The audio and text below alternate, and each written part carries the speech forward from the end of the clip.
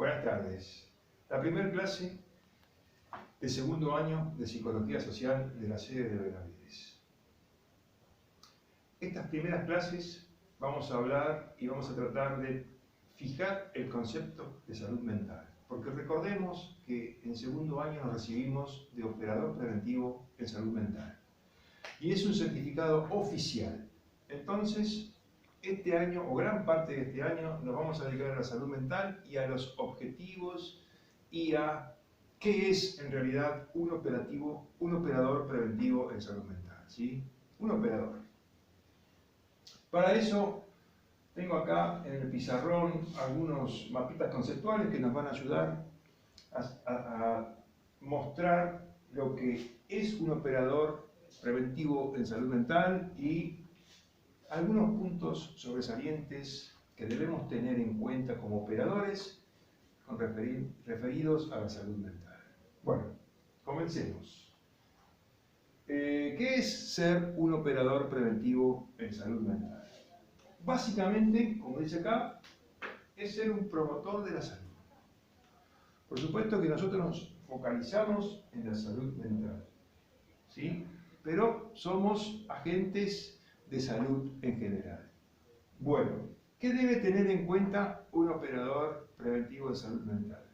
Debe tener un enfoque humanizante y ser interdisciplinario.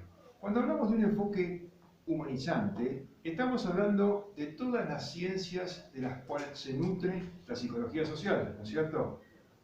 En general son todas ciencias sociales, ciencias que tienen que ver con el hombre, ¿sí? Como filosofía, como antropología, como psicología, varias corrientes psicológicas, que es lo que venimos viendo en primer año, y otras ciencias que vamos a ir incorporando a lo largo de estos 3 años de carrera.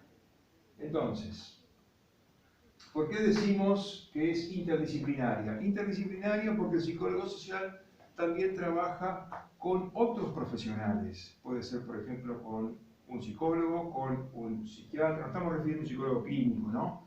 Con un psiquiatra puede trabajar con un acompañante terapéutico, puede acompañar con un equipo interdisciplinario, puede trabajar con un médico pediatra si estamos trabajando con un grupo de niños, ¿sí? Con docentes. Bueno, la idea es ser interdisciplinario y, por supuesto, como decíamos al principio, el enfoque humanizante, siempre desde las humanidades. Bueno, también tenemos, me doy vuelta, que tener en cuenta, o debemos tener un marco referencial, que es nuestro marco teórico.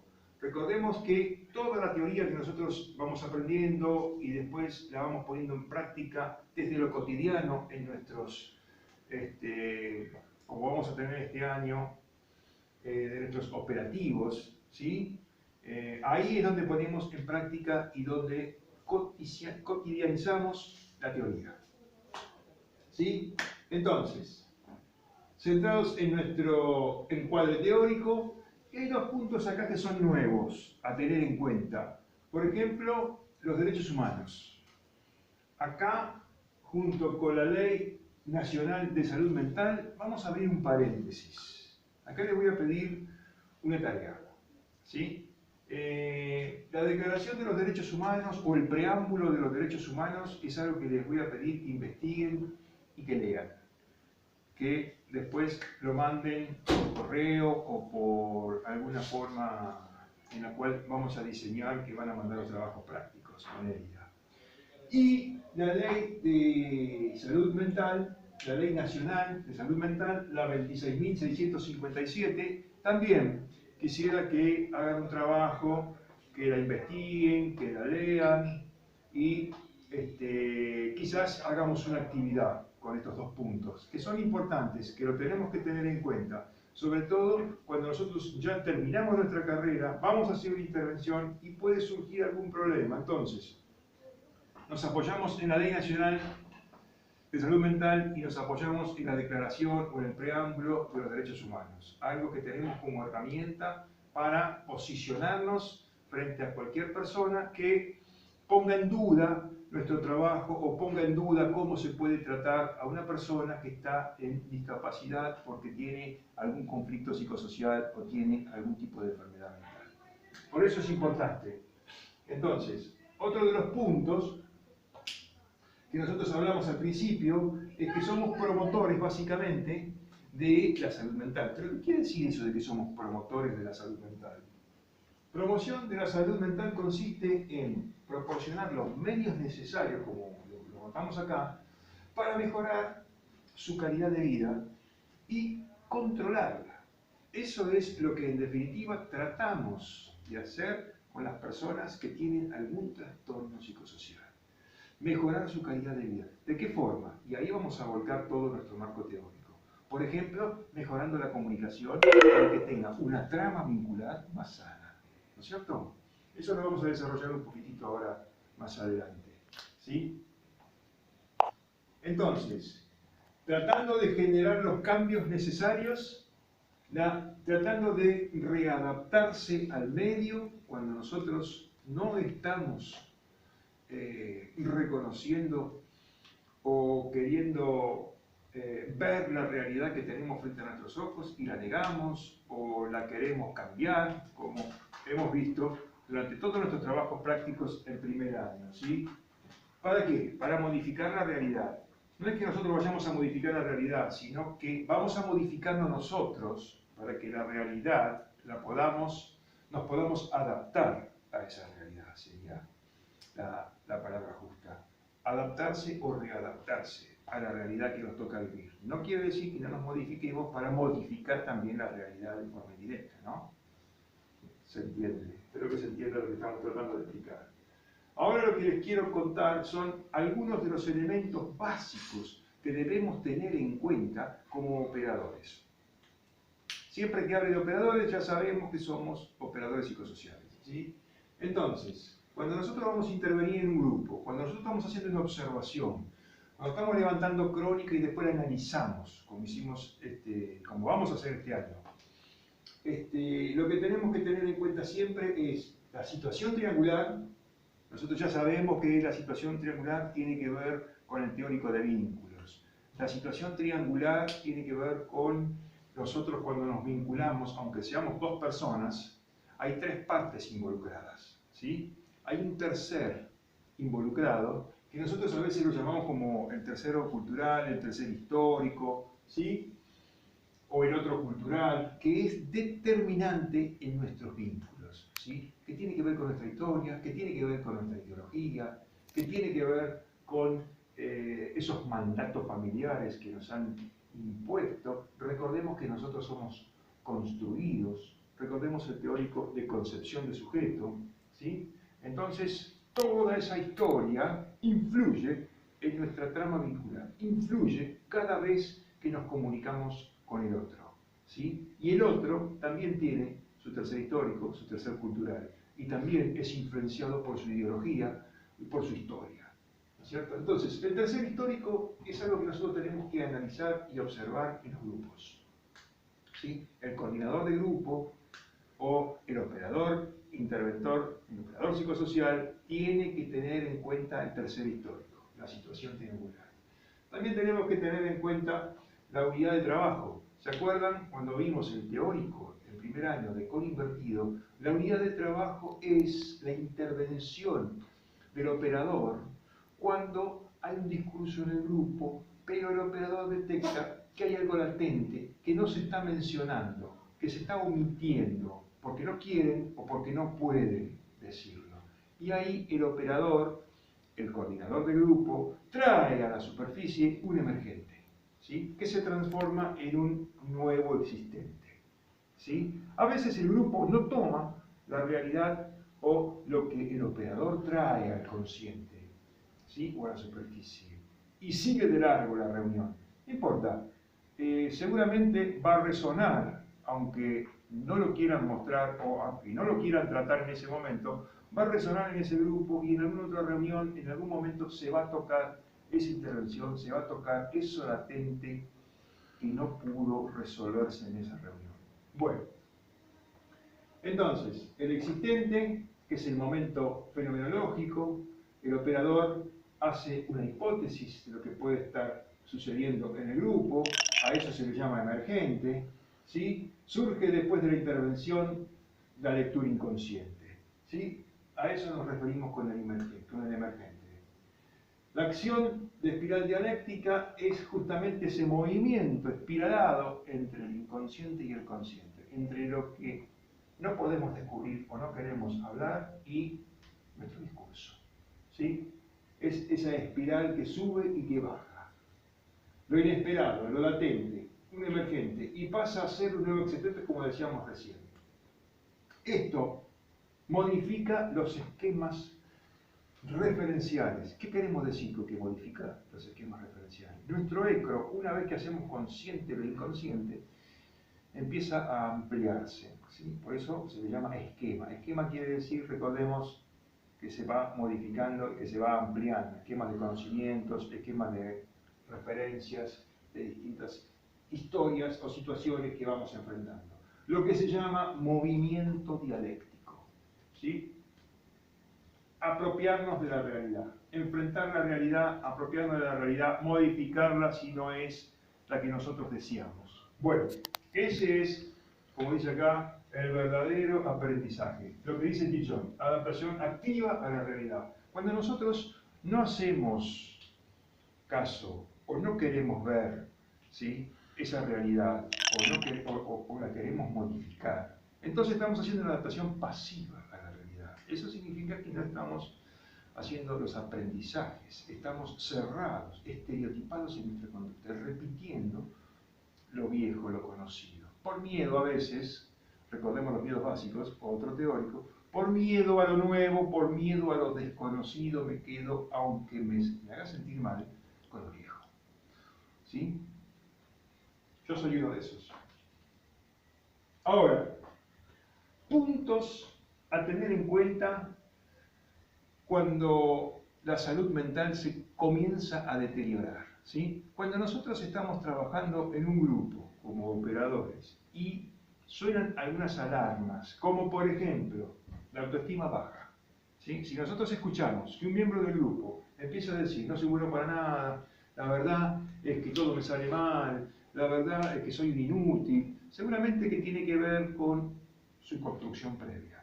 Pero estamos hablando de una construcción de autoestima baja. Ahí nosotros como operadores vamos a tener que reforzar la resiliencia, ¿sí? Y ese también es un signo de que hay seguramente un deterioro en su salud mental. Bueno, distorsión de la realidad, lo que venimos hablando hasta recién. Todos están en mi contra, una forma, un ejemplo, ¿no?, de detectar cuando estamos distorsionando la realidad. Si todos están en mi contra, seguramente algo me está pasando a mí, ¿no es cierto? No puede ser que todos estén en contra de mí. Bueno, seguramente hay algo que no quiero ver, seguramente hay algo que estoy negando. Estoy negando la realidad. Algo pasa, algún trastorno hay, ¿sí? Otra, con respecto a la competencia, nos referimos acá a la competencia sana, la competencia social, la competencia laboral, ¿no? Cuando uno compite con el otro por un puesto de trabajo, por un deporte, se siente disminuido, siente que no puede competir, siente que no está preparado, que no está a la altura. Esto no quiere decir que nosotros vamos a competir y vayamos a triunfar en todo lo que queramos emprender. No, al contrario. Por ahí una derrota es reestructurarnos, rearmarnos de otra manera para tratar de conquistar eso que buscamos o competir de otra manera con lo que nos estamos enfrentando, ¿no? Depresión. Ya cuando vemos signos de depresión, por ejemplo, puede ser la declaración de un miembro del grupo: la vida no vale la pena. La verdad, no sé para qué vivo. La verdad, no sé qué estoy haciendo acá ni allá. ¿Sí? No le encuentro sentido a la vida. Ese es un signo de depresión, es un signo de que esa salud mental se está deteriorando. ¿Cuántos de nosotros hemos pensado en algún momento de nuestra historia, de nuestra vida, sobre todo los que tenemos más de 40, ¿sí?, o más de 50, y empezamos a hacer este tipo de conclusiones, ¿no? Otro es la ira. Si yo me enfurezco varias veces al día, ahí estoy también mostrando o sonando una alarma que tiene que ver con que mi salud mental se está deteriorando. Entonces, acá tenemos algunos ítems, alarmas, no sé cómo los quieran llamar, a tener en cuenta para hacer una observación, para analizar y para intervenir y para investigar en los grupos por qué hay ira, por qué hay miembros del grupo que no están bien, que tienen autoestima baja, que están deprimidos, ¿sí? Bueno, como habíamos dicho en la primera parte de la clase, estábamos hablando de las funciones y de los objetivos de un operador preventivo en salud mental, ¿sí? Hablamos también un poquito de salud mental y ahora, en esta segunda parte de la clase, vamos a profundizar, porque venimos hablando mucho de salud mental, pero si bien el año pasado este tema creo que lo hemos tocado, no importa porque lo vamos a repasar, ¿sí? ¿Qué es la salud mental? ¿No? Como la pregunta que hago acá arriba del pizarrón. ¿Realmente qué es la salud mental? Para nosotros que somos operadores en salud mental. Y acá tenemos algunas definiciones que puse en el pizarrón. Por ejemplo, una definición puede ser, es la manera como se conoce el estado de equilibrio entre una persona y su entorno sociocultural. ¿Sí? Bueno, esta definición creo que no hace falta explicación, ¿no? Este equilibrio es el que nos da participación en lo laboral, en lo intelectual, en lo vincular. Eso es importante destacar, ¿sí? Recordemos que en nuestros vínculos es cuando nosotros nos relacionamos con el mundo exterior, con el afuera, con el otro. Y ahí, cuando no mantenemos un equilibrio, es cuando aparecen los trastornos psicosociales o la enfermedad o empezamos a perder la salud mental, ¿sí? Lo que busca la salud mental es lo que buscamos nosotros como operadores psicosociales es un estado de bienestar emocional y psicológico, ¿sí? Recordemos que el año pasado también habíamos visto un teórico muy interesante con respecto a lo emocional, que en definitiva a veces termina controlando nuestra conducta. Cuando vimos inteligencia emocional, sería bueno volver a releer, porque nuestras emociones a veces controlan nuestro temperamento, nuestro carácter, y terminamos teniendo a veces conductas que después nos arrepentimos, ¿sí? Relativo equilibrio e integración de los conflictos del sujeto con crisis, ¿sí? Entonces, ¿qué queremos decir con esto?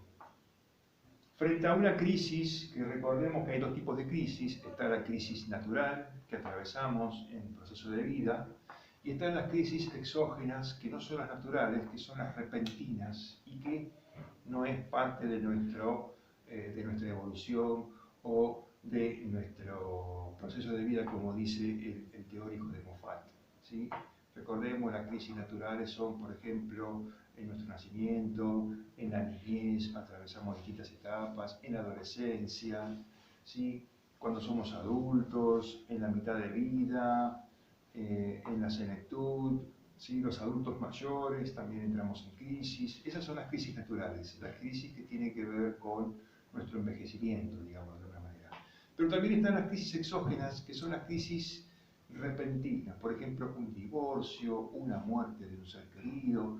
Esas crisis son sorpresivas, ¿sí? Bueno, salud mental es mantener también un equilibrio entre esos dos tipos de crisis y que esos tipos de crisis no nos desestabilicen, ¿sí? Eso es lo que queremos decir con mantener un equilibrio con los tipos de crisis. Obviamente, la salud mental, siempre nosotros hablamos de un concepto integrador, un concepto que tiene que ver con lo biopsicosocial.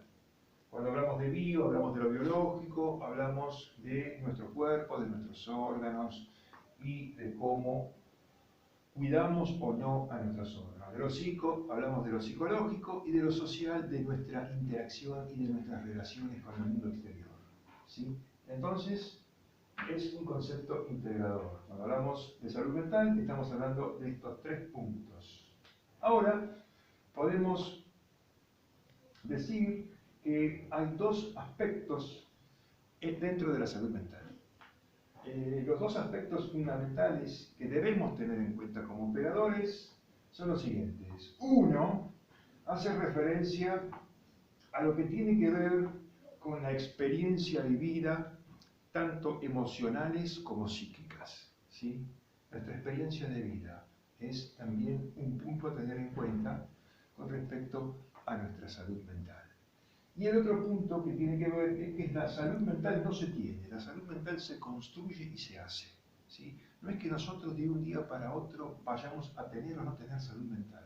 Por ahí podemos atravesar una crisis que detona, ¿sí?, en una crisis, en una posible enfermedad mental o en un posible deterioro de nuestra salud mental, ¿sí? Pero se construye en el tiempo y desde que nosotros nacemos, podríamos decir. Otro de los puntos que quería mencionarles es las reacciones psicológicas que tenemos ante la enfermedad. Esto son los mecanismos defensivos que vimos seguramente el año pasado, si no mal recuerdo, pero esta vez lo vamos a enfocar desde otra mirada, desde la mirada de reacciones frente a una enfermedad. Por ejemplo, la regresión, vamos a primero mencionarlos: la inculpación, la evasión, la negación de la realidad, la reacción de ansiedad o el trastorno de ansiedad, ¿sí? La regresión tiene que ver con conductas infantiles que no corresponden a la edad cronológica que tenemos, ¿sí? Esto creo que lo hemos experimentado todos, ¿sí? Muchas veces tenemos reacciones infantiles y quizás la infancia la hemos dejado ya hace rato. Se producen desde un rol activo, estar sano, a un rol pasivo, estar enfermo. Estamos hablando de un proceso que supuestamente va desde estar sano a estar enfermo, cuando nosotros tenemos estas regresiones con nuestra infancia, ¿sí? Inculpación es cuando nos sentimos culpables. Cuando nos sentimos culpables, este es un signo clásico de la neurosis. Nos sentimos culpables, lo que primero hacemos, nos aislamos, nos deprimimos, ya ahí estamos hablando de una reacción frente a una situación traumática que no podemos resolver. Evasión, cuando escapamos de la realidad, ¿sí? Exageramos síntomas y minimizamos los resultados en el caso de que iniciemos un tratamiento, ¿sí? Negación de la realidad. La negación de la realidad puede ser total o puede ser parcial, ¿sí? Se niega por completo la enfermedad o los síntomas que tenemos, o a veces cuando alguien de afuera nos puede estar sugiriendo: mirá, me parece que está pasando algo, fíjate, no, a mí no me pasa nada. Bueno, ¿sí? Estamos negando la realidad. Se produce también frente a un diagnóstico, nos dicen que tenemos algún trastorno de insomnio, trastorno de ansiedad, como tenemos acá abajo, y nosotros decimos: no, yo no tengo eso. Bueno, negamos la realidad. Esto también nos pasa muy seguido. A veces nos enfrentamos con situaciones traumáticas que no podemos o no queremos resolver. Entonces nos corremos y negamos la realidad que nos está atravesando en ese momento. Reacción de ansiedad. Se expresa con temor. Recordemos que la ansiedad es un tipo de miedo que no logramos identificar, ¿sí? Yo puedo tenerle miedo, por ejemplo, a la velocidad, a la altura, a un perro, porque he tenido una mala experiencia, pero a veces tengo una sensación de no sé qué le temo, pero siento como un temor, siento como que estoy nervioso. Bueno, ese es un síntoma de ansiedad. Se expresa con temor, es un síntoma somático, ¿sí? Acá tenemos algunos ejemplos: miedos en general, tensiones emocionales, pánico, tartamudeo. A veces nos ponemos nerviosos frente a una situación nueva o frente a una situación determinada y no nos damos cuenta que nos olvidamos, o tenemos temblores, ¿sí? Distintas reacciones que tienen que ver con lo somático, con el cuerpo, pero en definitiva pueden ser emocionales o alguna reacción de ansiedad. Estas son las típicas y básicas reacciones ante la posible enfermación. Bueno, continuamos entonces con los trastornos psicosociales. ¿Qué son los trastornos psicosociales? Ya sabemos que un trastorno psicosocial es una enfermedad mental, ¿sí? Causada por o influenciada por la experiencia de vida que vamos acumulando en nuestro proceso, ¿sí? En nuestro proceso de vida, desde que nosotros nacemos en adelante, como ya lo hemos visto el año pasado, los procesos cognitivos y los procesos conductuales inadaptados.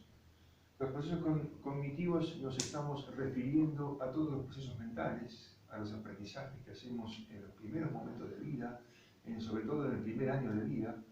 Eso también lo vimos ya en la teoría del año pasado. No vamos a repetirlo otra vez. Pero ahora tenemos un punto como los procesos conductuales inadaptados. Los procesos conductuales inadaptados se están refiriendo, como dice acá arriba, a conductas adaptadas o inadaptadas.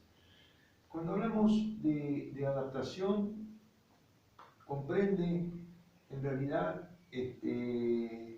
tres puntos a tener en cuenta, o tres factores a tener en cuenta, ¿sí? Acá los tenemos en el pizarrón. Uno de los factores es el ambiente psicosocial, o el ambiente psicológico en el cual se va a desarrollar, ¿sí? Nuestra interacción. Otro de los puntos otro de los factores es las características personales de cada uno, de su historia y de cómo fueron sus aprendizajes.